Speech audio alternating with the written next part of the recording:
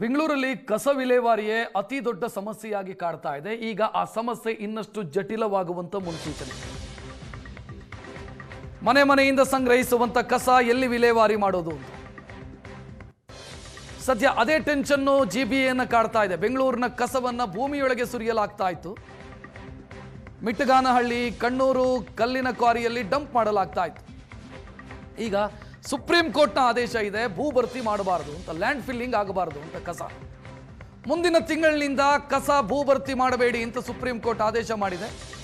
Supreme ಕೋರ್ಟ್ನ ಆದೇಶವನ್ನ ಪಾಲಿಸಿದ್ರೆ, ಅಂದ್ರೆ ಪಾಲಿಸಲೇಬೇಕು, ಪಾಲಿಸಿದ್ರೆ ಘನತ್ಯಾಜ್ಯ ನಿರ್ವಹಣೆ ಸವಾಲಾಗುತ್ತೆ. ಏನು ಮಾಡಬೇಕು ಅಂತ ಜಿಬಿಎ ಗೊತ್ತಾಗ್ತಾ ಇಲ್ಲ. ಇಷ್ಟು ದಿನ ಏನು ಮಾಡ್ತಾ ಇದ್ರು ಅಂತಂದ್ರೆ, ಕಲ್ಲಿನ ಕ್ವಾರಿಗೆ ಕಸಗಳನ್ನು ಕೊಂಡು ಹೋಗಿ ಸುರಿಯಲಾಗ್ತಾ ಇತ್ತು. ಬೆಂಗಳೂರು ಹೊರವಲಯದಲ್ಲಿರುವಂಥ ಹಳ್ಳಿಗಳಲ್ಲಿರುವಂಥ ಕಲ್ಲಿನ ಕ್ವಾರಿಗಳಿಗೆ ಭೂ ಭರ್ತಿ ಮಾಡಲಾಗ್ತಾ ಇತ್ತು, ಕೊಂಡು ಹೋಗಿ ಕಸ ಸುರಿಯಲಾಗ್ತಾ ಇತ್ತು. ಈಗ ಸುಪ್ರೀಂ ಕೋರ್ಟ್ ಸ್ಪಷ್ಟವಾದಂಥ ನಿರ್ದೇಶನವನ್ನು ಕೊಟ್ಟಿದೆ, ಆದೇಶವನ್ನು ಮಾಡಿದೆ. ಮುಂದಿನ ತಿಂಗಳಿನಿಂದ ಭೂ ಭರ್ತಿ ಮಾಡಬಾರದು ಕಸ. ಈಗ ಜಿಬಿಎಗೆ ಸಮಸ್ಯೆ ಸ್ಟಾರ್ಟ್ ಆಗಿದೆ. ಏನು ಮಾಡಬೇಕು, ಹೆಂಗೆ ವಿಲೇವಾರಿ ಮಾಡೋದು ಕಸವನ್ನ?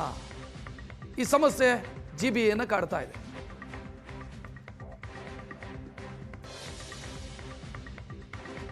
ಸುಪ್ರೀಂ ಕೋರ್ಟಿನ ಆದೇಶ ಏನಿದೆ ಅಂತಂದರೆ, September immediately mixed waste land ಫಿಲ್ಗೆ ಹೋಗೋದನ್ನು ಕ್ಲೋಸ್ ಮಾಡಬೇಕಂತ ಸ್ವಚ್ಛ ಭಾರತ್ ಮಿಷನಲ್ಲಿ ministry of housing and urban ಅಫೇರ್ಸಲ್ಲಿ ಸೆಪ್ಟೆಂಬರ್ 2026 ನಂತರ ಯಾವುದೇ ಮಿಕ್ಸ್ಡ್ ವೇಸ್ಟು ಲ್ಯಾಂಡ್ ಫಿಲ್ಗೆ ಹೋಗಬಾರ್ದಂತ ನಿರ್ದೇಶನ ಇದೆ.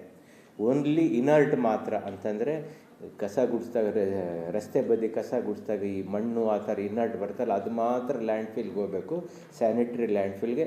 ಯಾವುದೇ ಮಿಶ್ರ ತ್ಯಾಜ್ಯ ಲ್ಯಾಂಡ್ ಫಿಲ್ಗೆ ಹೋಗಬಾರ್ದು ಅಂಥೇಳಿ ನಿರ್ದೇಶನ ಇದೆ. ಅದ್ರ ಜೊತೆಗೆ ಸಾಲಿಡ್ ವೇಸ್ಟ್ ಮ್ಯಾನೇಜ್ಮೆಂಟ್ ರೂಲ್ಸ್ 2026 ಅನ್ವಯ ಹಸಿ ಕಸ, ಒಣ ಕಸ, ಸ್ಯಾನಿಟರಿ ಕಸ ಮತ್ತು ಸ್ಪೆಷಲ್ ಕೇರ್ ಕಸ ಇದನ್ನು ಪ್ರತ್ಯೇಕವಾಗಿ ವಿಂಗಡಿಸುವುದು ಕಡ್ಡಾಯವಿದೆ.